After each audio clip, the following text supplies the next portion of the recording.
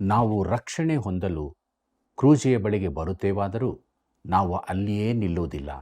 ನಾವು ಜೀವಿಸುವ ಕ್ರಿಸ್ತನೊಂದಿಗೆ ಒಂದಾಗುತ್ತೇವೆ.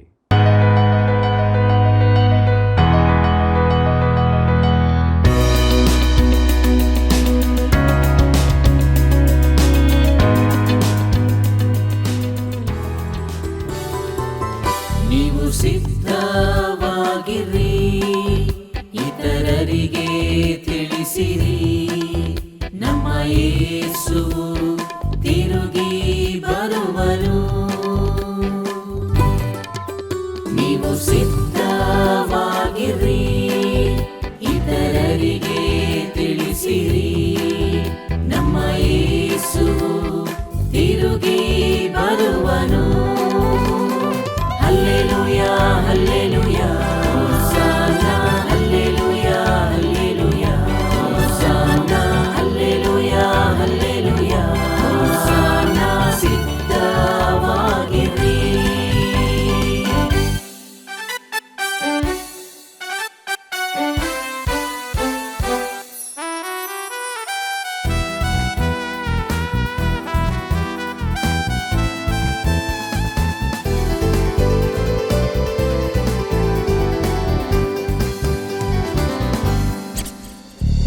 ಕರ್ತನ ಎರಡನೇ ಬರುಣವು ಅದು ಬೇಗನೆ ಸಂಭವಿಸುವುದು. ಪರಿಶುದ್ಧರಾಗಿ ಎಚ್ಚರವಾಗಿ ಸಿದ್ಧತೆ ಪಡಿಸಿರಿ. ಕರ್ತನ ಎರಡನೇ ಬರುಣವು ಅದು ಬೇಗನೆ ಸಂಭವಿಸುವುದು. ಪರಿಶುದ್ಧರಾಗಿ ಎಚ್ಚರವಾಗಿ ಸಿದ್ಧತೆ ಪಡಿಸಿರಿ. ಇತರರನ್ನು ಸಿದ್ಧಪಡಿಸಿರಿ. ನೀವು ಸಿದ್ಧವಾಗಿರಿ, ಇತರರಿಗೆ ತಿಳಿಸಿರಿ, ನಮ್ಮ ಯೇಸು ತಿರುಗಿ ಬರುವನು. ಹಲ್ಲೆಲೂಯಾ ಹಲ್ಲೆಲೂಯಾ ಹೋಸನ್ನ, ಹಲ್ಲೆಲೂಯಾ ಹಲ್ಲೆಲೂಯಾ ಹೋಸನ್ನ, ಹಲ್ಲೆಲೂಯಾ ಹಲ್ಲೆಲೂಯಾ ಹೋಸನ್ನ. ಸಿದ್ಧವಾಗಿರಿ.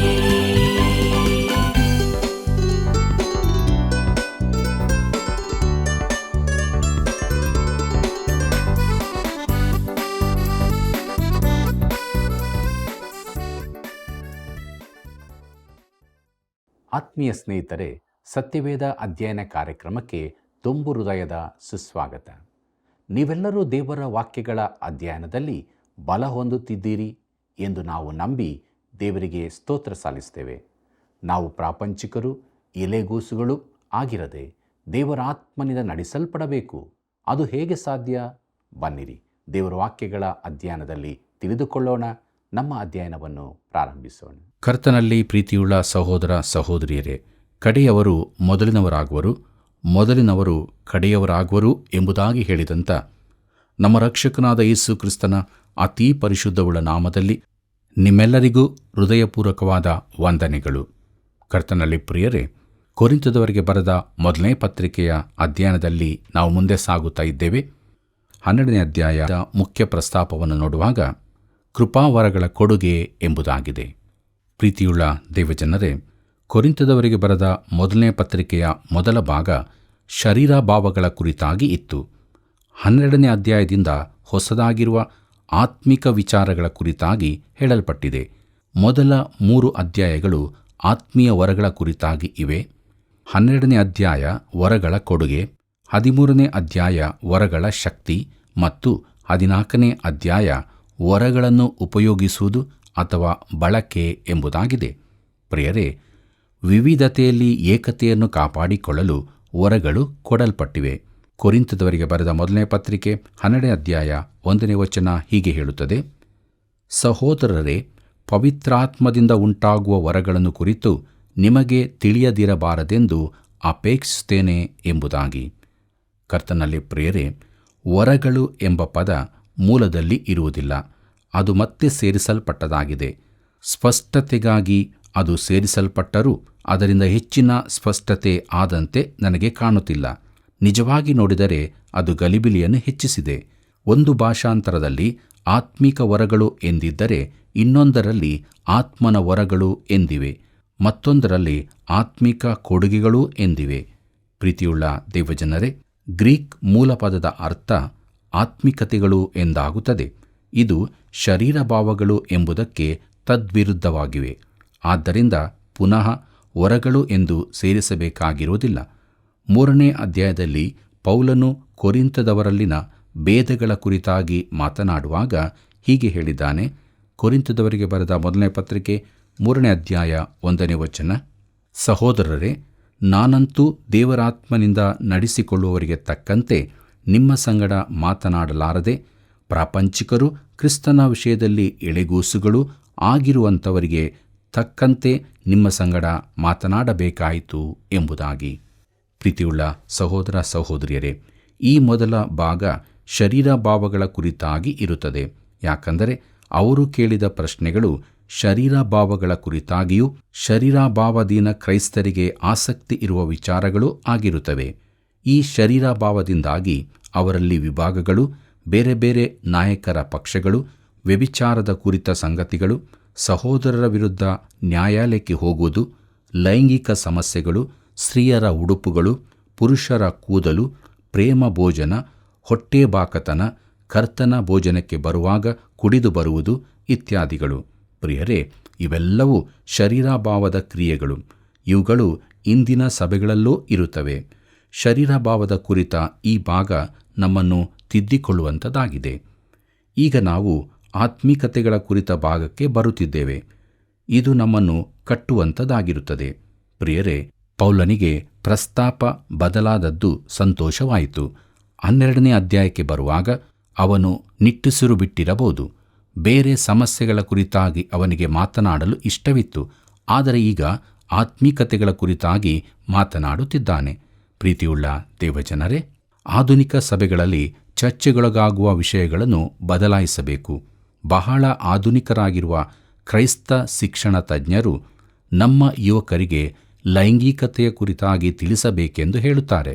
ಪ್ರಿಯರೇ, ನಾವು ಅವರಿಗೆ ಮೊದಲು ಆತ್ಮಿಕ ಸಂಗತಿಗಳ ಕುರಿತಾಗಿ ಹೇಳೋಣ. ಸಭೆಗಳಲ್ಲಿ 100 ಕಾರ್ಯಕ್ರಮಗಳನ್ನು ನಡೆಸುತ್ತಾರೆ. ಆದರೆ ಯೌವನ ಮಕ್ಕಳು ದೇವರ ವಾಕ್ಯದ ಕಡೆಗೆ ಬರುವುದಿಲ್ಲ. ಶರೀರಭಾವಧೀನ ಸ್ವಭಾವವು ಜನಪ್ರಿಯ ವಿಚಾರವು ಈಗಿನ ಭ್ರಮೆಯೋ ಎಂಬ ಕುರಿತು ಚರ್ಚಾಕೂಟಗಳು ನಡೆಯುತ್ತವೆ. ಇದೆಲ್ಲವೂ ಶರೀರಾಧೀನ ಸ್ವಭಾವದ ಗುರುತಾಗಿದೆ. ಕರ್ತನಲ್ಲಿ ಪ್ರಿಯರೇ, ಈ ಭಾಗದಲ್ಲಿ ಪೌಲನು ಪ್ರಸ್ತಾಪಗಳ ಕುರಿತು ಮಾತನಾಡುತ್ತಾನೆ. ಐಕ್ಯವಾಗಿಸುವ ಆತ್ಮ, ಪ್ರೀತಿಯ ನಿಯಮ, ಪುನರುತ್ಥಾನದಲ್ಲಿ ವಿಶ್ವಾಸಿಗೆ ಇರುವ ವಿಜಯ, ಆತ್ಮನ ವರಗಳು ಆತ್ಮಿಕತೆಯ ಒಂದು ಭಾಗ ಮಾತ್ರವಾಗಿದೆ. ಕೊರಿಂಥದವರಿಗೆ ಬರೆದ 1ನೇ ಪತ್ರಿಕೆ 12ನೇ ಅಧ್ಯಾಯ 2ನೇ ವಚನವನ್ನು ಗಮನಿಸಿರಿ. ಅಲ್ಲಿ ನಾವು ಹೀಗೆ ನೋಡುತ್ತೇವೆ, ನೀವು ಅಜ್ಞಾನಿಗಳಾಗಿದ್ದಾಗ ನಿಮಗೆ ಪ್ರೇರಣೆಯಾದ ಹಾಗೆ ಮೂಕ ವಿಗ್ರಹಗಳ ಬಳಿಗೆ ಹೋಗುತ್ತಿದ್ದೀರಿ ಎಂದು ಬಲ್ಲಿರಿ ಎಂಬುದಾಗಿ. ಪ್ರೀತಿಯುಳ್ಳ ಸಹೋದರ ಸಹೋದರಿಯರೇ, ವಿಗ್ರಹಗಳಿಗೆ ಸ್ವರವಿರಲಿಲ್ಲ. ಅವು ಮೂಕ ಬೊಂಬೆಗಳಾಗಿದ್ದವು. ವಿಗ್ರಹಗಳು ಏನೂ ಅಲ್ಲದವುಗಳಾಗಿವೆ ಎಂದು ಪೌಲನು ಹೇಳಿದ್ದು ನಿಮಗೆ ನೆನಪಿರಬಹುದು. ಆದ್ದರಿಂದಲೇ ವಿಗ್ರಹಗಳಿಗೆ ಅರ್ಪಿತವಾದ ಮಾಂಸ ಕೆಟ್ಟದ್ದಾಗಿರಲಿಲ್ಲ. ವಿಗ್ರಹಗಳು ಏನೂ ಅಲ್ಲದವುಗಳಾಗಿವೆ. ಆದರೆ ದುರದೃಷ್ಟವಶಾತ್ ಇದನ್ನು ಎಲ್ಲರೂ ತಿಳಿದುಕೊಳ್ಳುವುದಿಲ್ಲ. ಕೀರ್ತನೆ 115 5ನೇ ವಚನ ಹೀಗೆ ಹೇಳುತ್ತದೆ, ಅವು ಬಾಯಿ ಇದ್ದರೂ ಮಾತನಾಡುವುದಿಲ್ಲ, ಕಣ್ಣಿದ್ದರೂ ನೋಡುವುದಿಲ್ಲ ಎಂಬುದಾಗಿ. ಪ್ರವಾದಿಯಾದ ಹಬಕ್ಕೂಕನು ಹೀಗೆ ಹೇಳುತ್ತಾನೆ, ಕೆತ್ತಿದ ವಿಗ್ರಹವು ಏತಕ್ಕೆ? ರೂಪಿಸಿದವನು ಅದನ್ನೇಕೆ ಕೆತ್ತಬೇಕಾಗಿತ್ತು? ಸುಳ್ಳು ಕಣಿಗಾಗಿ ಇಟ್ಟುಕೊಂಡ ಎರಕದ ಬೊಂಬೆಯಿಂದ ಪ್ರಯೋಜನವೇನು? ನಿರ್ಮಿಸಿದವನು ತನ್ನ ಕೈಕೆಲಸದ ಮೂಗಬೊಂಬೆಯಲ್ಲಿ ನಂಬಿಕೆಯಿಡುವುದಕ್ಕೆ ಏನಾಧಾರ ಎಂಬುದಾಗಿ. ಕರ್ತನಲ್ಲಿ ಪ್ರಿಯರೇ, ಜೀವವುಳ್ಳ ದೇವರು ವಿಶ್ವಾಸಿಗಳಿಗೆ ಕೊಡುವ ವರಗಳ ಕುರಿತಾಗಿ ಅವನು ಮಾತನಾಡುತ್ತಿದ್ದಾನೆ. ಮೊದಲಿಗೆ ಈ ಮೂಕ ಬೊಂಬೆಗಳಿಂದ ಅವರು ಹೇಗೆ ಆಕರ್ಷಿತರಾದರು ಎಂಬುದನ್ನು ಅವರಿಗೆ ಜ್ಞಾಪಿಸ್ತಾನೆ. ಮುಂದಕ್ಕೆ ನೋಡೋಣ. ಕೊರಿಂಥದವರಿಗೆ ಬರೆದ 1ನೇ ಪತ್ರಿಕೆ 12ನೇ ಅಧ್ಯಾಯ 3ನೇ ವಚನವನ್ನು. ಅಲ್ಲಿ ಹೀಗೆ ಬರೆದದೆ, ಹೀಗಿರುವುದರಿಂದ ನಾನು ನಿಮಗೆ ತಿಳಿಸುವುದನ್ನು ಕೇಳಿರಿ. ದೇವರಾತ್ಮನ ಪ್ರೇರಣೆಯಿಂದ ಮಾತನಾಡುವ ಯಾವ ಮನುಷ್ಯನಾದರೂ ಯೇಸುವನ್ನು ಶಾಪಗ್ರಸ್ತನೆಂದು ಹೇಳುವುದಿಲ್ಲ, ಮತ್ತು ಪವಿತ್ರಾತ್ಮನ ಪ್ರೇರಣೆಯಿಂದಲೇ ಹೊರತು ಯಾವ ಮನುಷ್ಯನಾದರೂ ಯೇಸುವನ್ನು ಕರ್ತನೆಂದು ಹೇಳಲಾರನು ಎಂಬುದಾಗಿ. ಪ್ರೀತಿಯುಳ್ಳ ಸಹೋದರ ಸಹೋದರಿಯರೇ, ಇಲ್ಲಿ ಕ್ರೈಸ್ತ ಜೀವಿತದ ಶ್ರೇಷ್ಠ ಸತ್ಯವೊಂದನ್ನು ಹೇಳಲಾಗಿದೆ. ಕರ್ತನಾದ ಯೇಸು ಕ್ರಿಸ್ತನ ಒಡೆತನ, ಕರ್ತೃತ್ವ, ದೇವರಾತ್ಮನ ಪ್ರೇರಣೆಯಿಂದ ಮಾತನಾಡುವ ಯಾವ ಮನುಷ್ಯನಾದರೂ ಯೇಸುವನ್ನು ಶಾಪಗ್ರಸ್ತನೆಂದು ಹೇಳುವುದಿಲ್ಲ. ದೇವರಾತ್ಮನ ಸಹಾಯದಿಂದ ಯೇಸು ಕ್ರಿಸ್ತನನ್ನು ಕಡಿಮೆಯಾಗಿ ಮಾಡಲು ಸಾಧ್ಯವಿಲ್ಲ. ಅದಲ್ಲದೆ ಪವಿತ್ರಾತ್ಮನ ಪ್ರೇರಣೆಯಿಂದಲೇ ಹೊರತು ಯಾವ ಮನುಷ್ಯನಾದರೂ ಯೇಸುವನ್ನು ಕರ್ತನೆಂದು ಹೇಳಲಾರನು. ಪ್ರಿಯರೇ, ಕರ್ತನು ಎಂಬ ಪದವನ್ನು ಬಾಯಿಯಿಂದ ಉಚ್ಚರಿಸಬಹುದು, ಆದರೆ ಯೇಸು ಏನು ಹೇಳಿದ್ದಾನೆ ಎಂಬುದನ್ನು ಜ್ಞಾಪಿಸಿಕೊಳ್ಳಿರಿ. ಮತ್ತಾಯನ ಬರೆದ ಸುವಾರ್ತೆ 7ನೇ ಅಧ್ಯಾಯ 21ನೇ ವಚನದಿಂದ 23ನೇ ವಚನದವರೆಗೆ ಹೀಗೆ ಬರೆದದೆ: ನನ್ನನ್ನು ಸ್ವಾಮಿ ಸ್ವಾಮಿ ಅನ್ನುವವರೆಲ್ಲರೂ ಪರಲೋಕ ರಾಜ್ಯದಲ್ಲಿ ಸೇರುವರೆಂದು ನೆನೆಸಬೇಡಿರಿ. ಪರಲೋಕದಲ್ಲಿರುವ ನನ್ನ ತಂದೆಯ ಚಿತ್ತದಂತೆ ನಡೆಯುವವನೇ ಪರಲೋಕ ರಾಜ್ಯಕ್ಕೆ ಸೇರುವನು. ಸ್ವಾಮಿ ಸ್ವಾಮಿ, ನಿನ್ನ ಹೆಸರಿನ ಮೇಲೆ ನಾವು ಬೋಧನೆ ಹೇಳಲಿಲ್ಲವೇ? ನಿನ್ನ ಹೆಸರಿನ ಮೇಲೆ ದೆವ್ವಗಳನ್ನು ಬಿಡಿಸಲಿಲ್ಲವೇ? ನಿನ್ನ ಹೆಸರಿನ ಮೇಲೆ ಅನೇಕ ಮಹತ್ಕಾರ್ಯಗಳನ್ನು ಮಾಡಲಿಲ್ಲವೇ ಎಂದು ಆ ದಿನದಲ್ಲಿ ಎಷ್ಟೋ ಜನರು ನನಗೆ ಹೇಳುವರು. ಆಗ ನಾನು ಅವರಿಗೆ, ನಾನೆಂದೂ ನಿಮ್ಮ ಗುರುತು ಕಾಣೆನು, ಧರ್ಮವನ್ನು ಮೀರಿ ನಡೆಯುವವರೇ, ನನ್ನಿಂದ ತೊಲಗಿ ಹೋಗಿರಿ ಎಂದು ಎಲ್ಲರ ಮುಂದೆ ಹೇಳಿಬಿಡುವೆನು ಎಂಬುದಾಗಿ. ಪ್ರಿಯರೇ, ಇದು ಯಾಕೆ ಹೀಗೆ? ಯಾಕಂದರೆ ಅವರ ಅರಿಕೆ ಬಾಯಿಂದ ಮಾತ್ರವಾಗಿದೆ. ಕರ್ತನಾದ ಯೇಸು ಅವರ ಒಡೆಯನಾಗಿಲ್ಲ. ಯೇಸುವನ್ನು ಕರ್ತನೆಂದು ಒಪ್ಪಿಕೊಳ್ಳುವುದು ಆತ್ಮದ ಒಪ್ಪಿಕೊಳ್ಳುವಿಕೆಯಾಗಿದೆ. ಕ್ರೈಸ್ತ ವಿಶ್ವಾಸದ ಕೇಂದ್ರ ಸತ್ಯ ಏನಾಗಿದೆ? ಪ್ರಿಯರೇ, ಕೆಲವರು ಅದು ಕ್ರಿಸ್ತನ ಕ್ರೂಜೆ ಎಂದು ಹೇಳುತ್ತಾರೆ, ಆದರೆ ನಾನು ಅದನ್ನು ಒಪ್ಪುವುದಿಲ್ಲ. ರಕ್ಷಣೆ ಹೊಂದಲಿಕ್ಕಾಗಿ ನಾವು ಕ್ರೂಜೆಯ ಬಳಿಗೆ ಬರುತ್ತೇವಾದರೂ ನಾವು ಅಲ್ಲಿಯೇ ನಿಲ್ಲುವುದಿಲ್ಲ. ನಾವು ಜೀವಿಸುವ ಕ್ರಿಸ್ತನೊಂದಿಗೆ ಒಂದಾಗುತ್ತೇವೆ. ಇದು ಎಲ್ಲಕ್ಕಿಂತ ಪ್ರಾಮುಖ್ಯವಾದದ್ದು. ಪ್ರೀತಿಯುಳ್ಳ ದೇವಜನರೇ, ಪಂಚಾಶತಮ ದಿನದಲ್ಲಿ ಸೀಮೋನ್ ಪೇತ್ರನು ತನ್ನ ಪ್ರಸಂಗವನ್ನು ಹೇಗೆ ಮುಗಿಸಿದನೆಂಬುದನ್ನು ನೋಡಿರಿ. ಅಪೊಸ್ತಲ ಕೃತ್ಯಗಳು 2ನೇ ಅಧ್ಯಾಯ 36ನೇ ವಚನ ಹೀಗೆ ಹೇಳುತ್ತದೆ: ಆದುದರಿಂದ ನೀವು ಶಿಲುಬೆಗೆ ಹಾಕಿಸಿದ ಈ ಯೇಸುವನ್ನೇ ದೇವರು ಒಡೆಯನನ್ನಾಗಿಯೂ ಕ್ರಿಸ್ತನನ್ನಾಗಿಯೂ ಮಾಡಿದ್ದಾನೆಂಬುದು ಇಸ್ರಾಯೇಲ್ ಕುಲದವರಿಗೆಲ್ಲ ನಿಸ್ಸಂದೇಹವಾಗಿ ತಿಳಿದಿರಲಿ ಎಂದು ಹೇಳಿದನು ಎಂಬುದಾಗಿ. ಪ್ರಿಯರೇ, ಆತನು ಕರ್ತನು, ಆತನು ಸಾರ್ವಭೌಮನು. ಆತನ ಸಾರ್ವಭೌಮತ್ವ ಕ್ರೈಸ್ತ ಜೀವಿತದ ಅತೀ ಮುಖ್ಯ ಸಂಗತಿಯಾಗಿದೆ. ದೇವರಿಗೆ ಮಹಿಮೆಯಾಗಲಿ. ಪರಿಶುದ್ಧಾತ್ಮನು ಯೇಸುವಿಗೆ ನಮ್ಮ ಆತ್ಮದ ವಿಧೇಯತೆ ಹಾಗೂ ನಿಷ್ಠೆಯನ್ನು ಅಪೇಕ್ಷಿಸುತ್ತಾನೆ. ಪರಿಶುದ್ಧಾತ್ಮನಿಂದ ತಿಳಿಸಲ್ಪಟ್ಟ ಈ ಸತ್ಯದ ಸುತ್ತ ಸೇರಿದವರಿಂದಲೇ ಸಭೆಯು ರೂಪುಗೊಳ್ಳುತ್ತದೆ. ಪವಿತ್ರಾತ್ಮನು ಯೇಸುವಿನ ಕರ್ತೃತ್ವವನ್ನು ನನ್ನ ಜೀವಿತಕ್ಕೆ ಅಳವಡಿಸುತ್ತಾನೆ. ಯೇಸು ಕೇಳಿದ ವಿಶೇಷ ಪ್ರಶ್ನೆಯನ್ನು ಜ್ಞಾಪಿಸಿಕೊಳ್ಳಿರಿ: ನೀವು ನನ್ನನ್ನು ಯಾರನ್ನುತ್ತೀರಿ? ಮತ್ತಾಯನ ಬರೆದ ಸುವಾರ್ತೆ 16ನೇ ಅಧ್ಯಾಯ 5ನೇ ವಚನದಲ್ಲಿ ಇದನ್ನು ನಾವು ಓದುತ್ತೇವೆ. ಯೇಸು ಈ ಪ್ರಶ್ನೆಯನ್ನು ಈಗಲೂ ಕೇಳುತ್ತಿದ್ದಾನೆ. ನೀನು ಯಾವುದೇ ಉದ್ಯೋಗದವನಿರಬಹುದು, ಯಾವ ಬಣ್ಣದವನೂ ಆಗಿರಬಹುದು, ಜೀವಿತದ ಯಾವುದೇ ಸ್ಥಿತಿಯವನೂ ಆಗಿರಬಹುದು. ಆದರೆ ಯಾರೇ ಆದರೂ, ಎಲ್ಲೇ ಇದ್ದರೂ, ಯೇಸು ಕ್ರಿಸ್ತನು ನಿನ್ನನ್ನು ಕೇಳುತ್ತಾನೆ, ನೀವು ನನ್ನನ್ನು ಯಾರನ್ನುತ್ತೀರಿ ಎಂಬುದಾಗಿ. ಪ್ರಿಯರೇ, ತನ್ನ ಶಿಷ್ಯರಿಗೆ ಯೇಸು ಈ ಪ್ರಶ್ನೆ ಕೇಳಿದನು. ಅವರೆಲ್ಲರ ಪರವಾಗಿ ಸೀಮೋನ್ ಪೇತ್ರನು ಉತ್ತರಿಸಿದನು, ನೀನು ಬರಬೇಕಾಗಿರುವ ಕ್ರಿಸ್ತನು, ಜೀವಸ್ವರೂಪನಾದ ದೇವರ ಕುಮಾರನು ಎಂಬುದಾಗಿ. ಮತ್ತಾಯನ ಬರೆದ ಸುವಾರ್ತೆ 16ನೇ ಅಧ್ಯಾಯ 16ನೇ ವಚನದಲ್ಲಿ ನಾವು ಇದನ್ನು ಓದುತ್ತೇವೆ. ಪ್ರೀತಿಯುಳ್ಳ ದೇವಜನರೇ, ಆತನು ಅಭಿಷಿಕ್ತನು, ಆತನು ರಾಜನು ಮತ್ತು ಆತನು ಕರ್ತನು.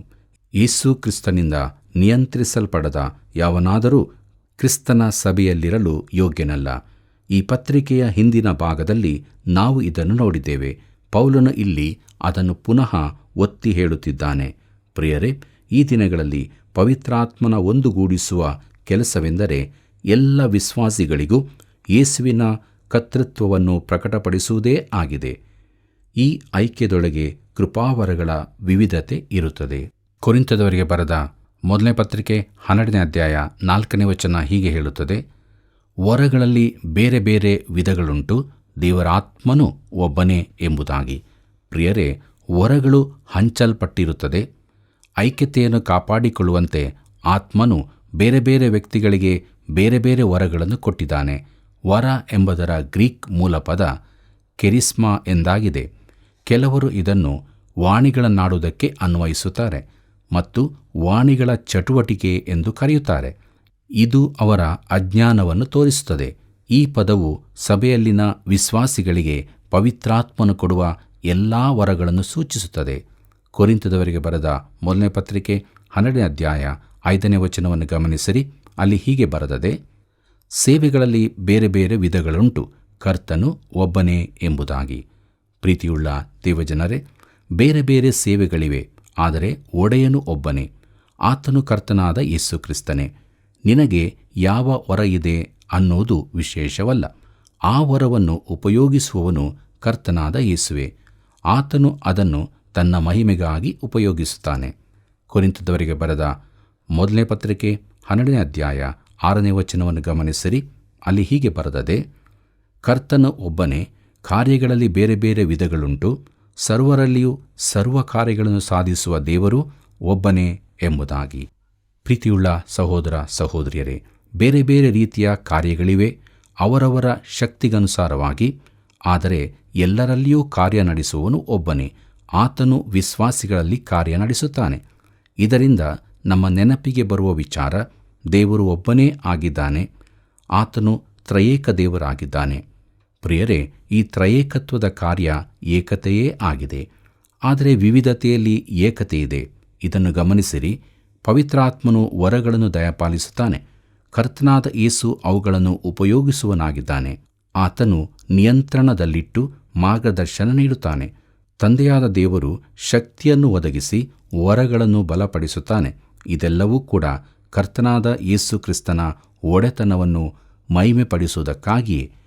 ಕೊರಿಂಥದವರಿಗೆ ಬರೆದ ಮೊದಲನೇ ಪತ್ರಿಕೆ 12ನೇ ಅಧ್ಯಾಯ 7ನೇ ವಚನ ಹೀಗೆ ಹೇಳುತ್ತದೆ, ಆದರೆ ಪ್ರತಿಯೊಬ್ಬನಲ್ಲಿ ತೋರಿಬರುವ ದೇವರಾತ್ಮನ ವರಗಳು ಸರ್ವರ ಪ್ರಯೋಜನಾರ್ಥವಾಗಿ ಕೊಡಲ್ಪಟ್ಟಿವೆ ಎಂಬುದಾಗಿ. ಕರ್ತನಲ್ಲಿ ಪ್ರಿಯರೇ, ಮೊದಲನೇದಾಗಿ ವರವೆಂದರೇನು ನೋಡುವ. ಆತ್ಮನ ವರವೆಂದರೆ ಏನು? ಅದು ಸೇವೆ ಮಾಡಲು ಬೇಕಾದ ಸಾಮರ್ಥ್ಯ. ಅದು ಒಂದು ಕೆಲಸ. ಡಾಕ್ಟರ್ ಲೂಯಿಸ್ ಸ್ಪೆರಿ ಶಾಫರ್ ಹೀಗೆ ಹೇಳಿದ್ದಾರೆ, ಆತ್ಮಿಕ ರೀತಿಯಲ್ಲಿ ಒಂದು ವರವೆಂದರೆ ವಿಶ್ವಾಸಿಯ ಮೂಲಕ ಪವಿತ್ರಾತ್ಮನು ಮಾಡುವ ಒಂದು ನಿರ್ದಿಷ್ಟವಾದ ಸೇವೆ ಮತ್ತು ಅದಕ್ಕಾಗಿ ವಿಶ್ವಾಸಿಯನ್ನು ಉಪಯೋಗಿಸುವುದು. ಇದಕ್ಕೆ ನಾನು ಸೇರಿಸುವುದೇನೆಂದರೆ, ಈ ಸೇವೆಯು ದೇವರ ಆತ್ಮನ ಶಕ್ತಿಯಿಂದ ಮಾಡಲ್ಪಡಬೇಕು.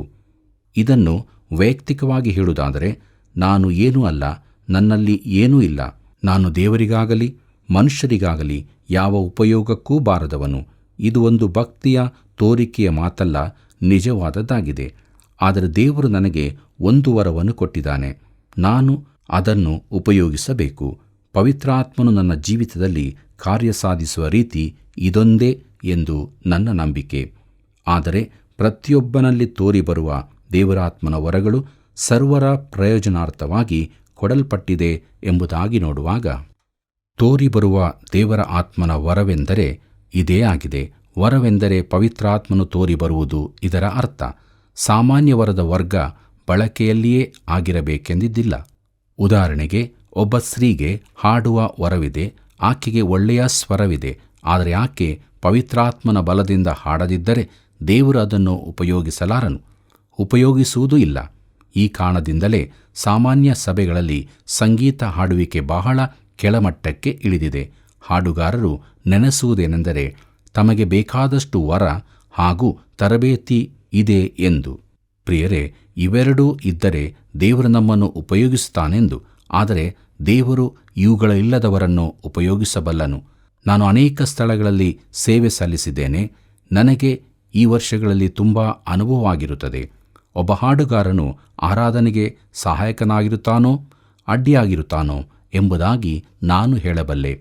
ಕೆಲವೊಮ್ಮೆ ಪ್ರಸಂಗಕ್ಕಿಂತ ಮೊದಲು ಹಾಡಿದ ಏಕವ್ಯಕ್ತಿಯ ಹಾಡಿನಿಂದ ಸಂದೇಶವು ಪೂರ್ಣ ನಿರಾರ್ಥಕವಾಗುತ್ತದೆ. ನಾನು ಎದ್ದು ನಿಂತು ಆಶೀರ್ವಚನ ನೀಡಿ ಹೋಗುವುದೇ ಒಳ್ಳೆಯದೆಂದು ಭಾವಿಸಿದ್ದೆ. ಒಬ್ಬ ವಿಶ್ವಾಸಿಯ ಸ್ವಾಭಾವಿಕ ಸಾಮರ್ಥ್ಯವನ್ನು ಪವಿತ್ರಾತ್ಮನು ಉಪಯೋಗಿಸಬಲ್ಲನು. ಆ ವಿಶ್ವಾಸಿಯು ಬಿಡುವುದಾದರೆ ಮಾತ್ರ. ಆದರೆ ಪವಿತ್ರಾತ್ಮನ ಹತೋಟಿ ಇಲ್ಲದ ಸ್ವಾಭಾವಿಕ ಸಾಮರ್ಥ್ಯವು ಏನನ್ನೂ ಸಾಧಿಸಲಾರದು. ಪ್ರಿಯರೇ, ಪ್ರತಿಯೊಬ್ಬನಲ್ಲಿ ತೋರಿಬರುವ ದೇವರ ಆತ್ಮನ ವರಗಳು ಸರ್ವರ ಪ್ರಯೋಜನಾರ್ಥವಾಗಿ ಕೊಡಲ್ಪಟ್ಟಿವೆ ಎಂಬುದಾಗಿ ತಿರುಗಿ ನೋಡುವಾಗ, ವರವು ಕೊಡಲ್ಪಟ್ಟದರ ಉದ್ದೇಶವೇನು? ಅದು ವಿಶ್ವಾಸಿಗಳ ಕೂಟವಾದ ಸಭೆಯನ್ನು ಕಟ್ಟುವುದಕ್ಕಾಗಿ, ಅದನ್ನು ಸ್ವಾರ್ಥಕ್ಕಾಗಿ ಬಳಸಬಾರದು. ಇತರ ವಿಶ್ವಾಸಿಗಳಿಗೆ ಆತ್ಮೀಯ ಸಹಾಯಕ್ಕಾಗಿ ಉಪಯೋಗವಾಗಬೇಕು.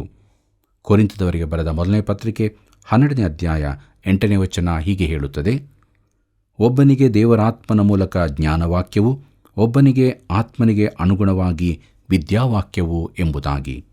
ಪ್ರೀತಿಯುಳ್ಳ ಸಹೋದರ ಸಹೋದರಿಯರೇ, ಜ್ಞಾನವೆಂದರೆ ಸತ್ಯದ ಒಳನೋಟ. ಸತ್ಯವೇದದ ಜ್ಞಾನವನ್ನು ಎಲ್ಲರೂ ಹೊಂದಲು ಸಾಧ್ಯವಿಲ್ಲ. ಆದ್ದರಿಂದಲೇ ನಮಗೆ ಬೋಧಕರ ಅವಶ್ಯವಿದೆ ಮತ್ತು ದೇವರಾತ್ಮನು ನಮಗೆ ಬೋಧಕರನ್ನು ಅನುಗ್ರಹಿಸಿದ್ದಾನೆ. ಜ್ಞಾನವು ದೇವರ ವಾಕ್ಯದ ಸತ್ಯಾರ್ಥಗಳನ್ನು ತಿಳಿದುಕೊಳ್ಳುವುದೇ ಆಗಿದೆ. ವಿವೇಕವೆಂದರೆ ಸತ್ಯದ ಆಳಕ್ಕೆ ಹೋಗುವುದು. ಅನೇಕರಿಗೆ ಸತ್ಯವೇದ ಆಳಕ್ಕೆ ಹೋಗಲು ಸಮಯವಿರುವುದಿಲ್ಲ.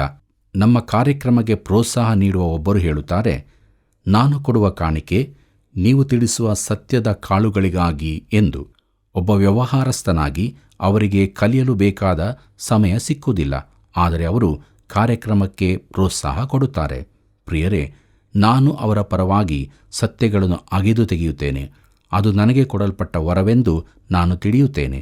ಆದುದರಿಂದ ನಾವಿಬ್ಬರೂ ಪಾಲುಗಾರರಂತೆ ನಮಗಿರುವ ವರಗಳನ್ನು ಉಪಯೋಗಿಸಿಕೊಂಡು ಕೆಲಸ ಮಾಡುತ್ತೇವೆ. ಇದು ಬಹು ಪ್ರಾಯೋಗಿಕವಾದದ್ದು. ಪ್ರೀತಿಯುಳ್ಳ ದೇವಜನರೇ, ಕೊನೆಯದಾಗಿ ಕೊರಿಂಥದವರಿಗೆ ಬರೆದ ಮೊದಲನೇ ಪತ್ರಿಕೆ 12ನೇ ಅಧ್ಯಾಯ 9ನೇ ವಚನವನ್ನು ಗಮನಿಸಿರಿ. ಅಲ್ಲಿ ಹೀಗೆ ಬರೆದದೆ: ಒಬ್ಬನಿಗೆ ಆ ಆತ್ಮನಿಂದಲೇ ನಂಬಿಕೆಯು, ಒಬ್ಬನಿಗೆ ಆ ಒಬ್ಬ ಆತ್ಮನಿಂದಲೇ ನಾನಾ ರೋಗಗಳನ್ನು ವಾಸಿ ಮಾಡುವ ವರವು ಎಂಬುದಾಗಿ. ಪ್ರೀತಿಯುಳ್ಳ ಸಹೋದರ ಸಹೋದರಿಯರೇ, ನಂಬಿಕೆಯು ನಾವು ನಿರೀಕ್ಷಿಸುವವುಗಳ ಕುರಿತು ಭರವಸೆದಿಂದಿರುವುದೆಂದು ಸತ್ಯವೇದ ತಿಳಿಸುತ್ತದೆ. ಅದು ಒಂದು ವರವಾಗಿದೆ. ಈ ನಂಬಿಕೆಯ ವರ ಅನೇಕರಿಗೆ ಇರುತ್ತದೆ. ನನ್ನ ಸ್ವಭಾವದಲ್ಲಿ ಬೇರೆ ಬೇರೆ ಅಂಶಗಳಿವೆ. ಎಲ್ಲವೂ ಒಟ್ಟಾದಾಗ ಅದು ಒಳ್ಳೆಯದಲ್ಲ. ನನ್ನಲ್ಲಿ ನಿರಾಶಾವಾದಿತ್ವವಿದೆ. ಆದ್ದರಿಂದ ಪ್ರತಿಯೊಂದನ್ನು ನಾನು ಆ ದೃಷ್ಟಿಕೋನದಿಂದ ನೋಡುತ್ತೇನೆ. ನಾನು ಸೇವೆ ಮಾಡಿದ ಪ್ರತಿಯೊಂದು ಸ್ಥಳದಲ್ಲಿಯೂ ನಂಬಿಕೆಯ ವರವಿದ್ದವರನ್ನು ದೇವರು ನನಗೆ ಒದಗಿಸಿದ್ದಾನೆ. ಅನೇಕ ವೇಳೆ ಅವರು ನನ್ನ ಸುತ್ತ ಕೈ ಹಾಕಿ, ಅಯ್ಯನವರೇ, ಈ ಸಂಗತಿ ಒಳ್ಳೆಯದಾಗಿ ಕೊನೆಗೊಳ್ಳುತ್ತದೆ ಎಂದು ಪ್ರೋತ್ಸಾಹಿಸುತ್ತಾರೆ. ಹಾಗೆಯೇ ಆಗಿರುತ್ತದೆ. ಅವರಲ್ಲಿ ನಂಬಿಕೆ ಇದ್ದು ನನ್ನಲ್ಲಿರಲಿಲ್ಲ. ನಂಬಿಕೆಯು ಪವಿತ್ರಾತ್ಮನ ಒಂದು ವರವಾಗಿದೆ. ಪ್ರೀತಿಯುಳ್ಳ ಸಹೋದರ ಸಹೋದರಿಯರೇ, ಆ ಒಬ್ಬ ಆತ್ಮನಿಂದಲೇ ನಾನಾ ರೋಗಗಳನ್ನು ವಾಸಿ ಮಾಡುವ ವರವು ಎಂಬುದಾಗಿ ನೋಡುವಾಗ, ತಲೆಯ ಮೇಲೆ ಕೈ ಇಡುವುದರ ಮೂಲಕ ರೋಗಿಗಳು ಗುಣವಾಗುತ್ತಿದ್ದರು. ಈ ವರವು ಅಪೊಸ್ತಲರಿಗೂ ಆದಿ ಸಭೆಯವರಿಗೂ ಕೊಡಲ್ಪಟ್ಟಿದೆಂದು ನಾನು ನಂಬುತ್ತೇನೆ. ಈ ವರವು ಈಗ ಅಗತ್ಯವಿಲ್ಲವೆಂದು ನನ್ನ ಭಾವನೆ. ನಾವು ನಮ್ಮ ಸ್ಥಿತಿಯನ್ನು ಮಹಾವೈದ್ಯನ ಬಳಿಗೆ ನೇರವಾಗಿ ಕೊಂಡು ಹೋಗಬೇಕು. ಈ ಲೋಕದವರು ರೋಗಿಯ ತಲೆ ಮೇಲೆ ಕೈ ಇಡುವಂತೆ ಕೇಳಿಕೊಳ್ಳುವುದು ಅಗತ್ಯವಿಲ್ಲ. ದೇವರ ಬಳಿಗೆ ನೇರವಾಗಿ ಹೋಗೋಣ. ಪ್ರಿಯರೇ, ಶತಾಧಿಪತಿಯು ಯೇಸುವಿನ ಬಳಿಗೆ ಬಂದು ತನ್ನ ಸೇವಕರನ್ನು ಗುಣಪಡಿಸುವಂತೆ ಕೇಳಿಕೊಂಡನು. ಅವನು ಯೇಸುವನ್ನು ತನ್ನ ಸೇವಕನ ತಲೆಯ ಮೇಲೆ ಕೈಗಳನ್ನಿಡಲು ಕೇಳಿಕೊಳ್ಳಲಿಲ್ಲ.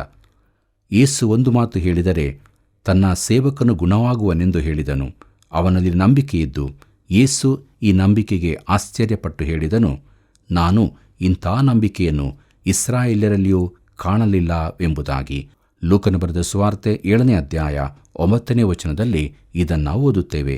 ಆದ್ದರಿಂದ ನಿನ್ನ ರೋಗದ ಸಮಸ್ಯೆಯನ್ನು ಶ್ರೇಷ್ಠ ವೈದ್ಯರ ಬಳಿಗೆ ನೇರವಾಗಿ ಕೊಂಡು ಹೋಗು. ರೋಗಶಾಂತಿ ಮಾಡುವವರ ಬಳಿ ಹೋಗುವುದು ನಂಬಿಕೆಯ ಕೊರತೆಯನ್ನು ತೋರಿಸುತ್ತದೆ. ಪ್ರೀತಿಯುಳ್ಳ ದೇವಜನರೇ, ಪವಿತ್ರಾತ್ಮನು ಕೊಡುವ ಕೆಲವು ವರಗಳು ಕೆಲವು ನಿರ್ದಿಷ್ಟ ಸಮಯಕ್ಕೆ ಸೀಮಿತವಾಗಿರುತ್ತದೆ ಎಂದು ನಾನು ನಂಬುತ್ತೇನೆ. ಮಾರ್ಟಿನ್ ಲೂಥರನಿಗೂ ಅವರ ಕಾಲದಲ್ಲಿದ್ದ ವರವು ಈಗ ಯಾರಲ್ಲಿಯೂ ಇರುವುದಿಲ್ಲ. ಇಡೀ ಕ್ರಿಸ್ತನ ದೇಹವು ಪ್ರಯೋಜನ ಪಡುವ ರೀತಿಯಲ್ಲಿ ಆಯಾಯ ಸಮಯಕ್ಕನುಗುಣವಾಗಿ ಅವಶ್ಯವಾದ ವರಗಳನ್ನು ದೇವರಾತ್ಮನು ಸಭೆಗೆ ಕೊಡುತ್ತಾನೆ ಎಂದು ನಾನು ನೆನೆಸುತ್ತೇನೆ. ದೇವರಿಗೆ ಸ್ತೋತ್ರವಾಗಲಿ. ಪ್ರಿಯರೇ, ನಾವೆಲ್ಲರೂ ಕೂಡ ದೇವರಾತ್ಮನ ಹತೋಟಿಯಲ್ಲಿ ಇದ್ದುಕೊಂಡು ನಮ್ಮ ಕ್ರಿಸ್ತಿಯ ಜೀವಿತ ಓಟವನ್ನು ಓಡೋಣ. ನಮಗೆ ನೇಮಕವಾದ ಜಯಮಾಲೆಯನ್ನು ಹೊಂದಿಕೊಳ್ಳೋಣ. ಹೀಗಾಗುವಂತೆ ದೇವರು ತಾನೇ ಸಹಾಯ ಮಾಡಿ ನಮ್ಮ ನಡೆಸಲಿ. ಕರ್ತನ ಕೃಪೆಯು ಸದಾ ನಿಮ್ಮ ಸಂಗಡ ಇರಲಿ. ಪ್ರಿಯರೇ, ದೇವರಾತ್ಮನ ವರಗಳು ವಿವಿಧತೆಯಲ್ಲಿ ಏಕತೆಯನ್ನು ಕಾಪಾಡಿಕೊಳ್ಳಲು ಕೊಟ್ಟಿದೆ. ಯೇಸುವನ್ನು ಕರ್ತನೆಂದು ಒಪ್ಪಿಕೊಳ್ಳುವುದು ಕ್ರೈಸ್ತ ಜೀವಿತದ ಸತ್ಯವಾಗಿದೆ. ನಮ್ಮಲ್ಲಿ ತೋರಿ ಬರುವ ವರಗಳು ಇತರರ ಪ್ರಯೋಜನಾರ್ಥವಾಗಿ ಕೊಡಲ್ಪಟ್ಟಿದೆ. ಆದುದರಿಂದ ಅನುದಿನವೂ ಇತರರಿಗೆ ಪ್ರಯೋಜನವಾಗುವ ರೀತಿಯಲ್ಲಿ ನಾವು ಜೀವಿಸೋಣ, ದೇವರನ್ನು ಮಹಿಮೆಪಡಿಸೋಣ. ಪ್ರಾರ್ಥನೆ ಮಾಡೋಣ. ಸ್ತುತಿ ಸ್ತೋತ್ರಕ್ಕೆ ಯೋಗ್ಯನಾಗಿರುವಂಥ ರಕ್ಷಕನಾದ ಯೇಸು ಸ್ವಾಮಿಯಲ್ಲಿ ತಂದೆಯಾದ ದೇವರೇ, ನೀನು ನಮಗೆ ಕೊಟ್ಟಂಥ ವರತಲಾಂತುಗಳಿಗಾಗಿ ನಿನಗೆ ಸ್ತೋತ್ರ. ನಿನ್ನ ಮಹಿಮೆಗೋಸ್ಕರವೂ ಇತರರ ಪ್ರಯೋಜನಾರ್ಥವಾಗಿಯೂ ಅದನ್ನು ಉಪಯೋಗಿಸುವಲ್ಲಿ ನಮಗೆ ಸಹಾಯ ಮಾಡು. ಯಾರ್ಯಾರು ನೀನು ಕೊಟ್ಟಂಥ ವರತಲಾಂತುಗಳನ್ನು ಸ್ವಾರ್ಥಕ್ಕಾಗಿ ಉಪಯೋಗಿಸ್ತಾರೋ ಅಂಥವರನ್ನು ಕರುಣಿಸು. ಪ್ರತಿಯೊಬ್ಬರ ಜೀವಿತದಲ್ಲಿ ನಿನ್ನ ಚಿತ್ತ ನೆರವೇರಲ್ಪಡಲಿ. ಈ ಸಮಯದಲ್ಲಿ ಕಣ್ಣೀರಿನಲ್ಲಿ ಬೇಡುತ್ತಿರುವಂಥ, ದುಃಖದಲ್ಲಿ ಬೇಡುತ್ತಿರುವಂಥ ಒಬ್ಬೊಬ್ಬರ ಜೀವಿತಕ್ಕೆ ಸಮಾಧಾನವನ್ನು, ಬಿಡುಗಡೆಯನ್ನು ಕೊಟ್ಟು ನಡೆಸು. ಯೇಸುವಿನ ನಾಮದಲ್ಲಿ ಬೇಡಿದ್ದೇವೆ ತಂದೆಯೇ, ಆಮೆನ್. ಪ್ರಿಯ ವೀಕ್ಷಕರೇ, ಕಾರ್ಯಕ್ರಮವು ಎಷ್ಟೊಂದು ಅರ್ಥಗರ್ಭಿತವಾಗಿತ್ತಲ್ಲವೇ? ನೀವು ಹೊಂದಿದ ಆಶೀರ್ವಾದಗಳನ್ನು ನಮಗೆ ತಿಳಿಯಪಡಿಸುವಿರಾ? ಮತ್ತೆ ಭೇಟಿಯಾಗೋಣ. ವಂದನೆಗಳು.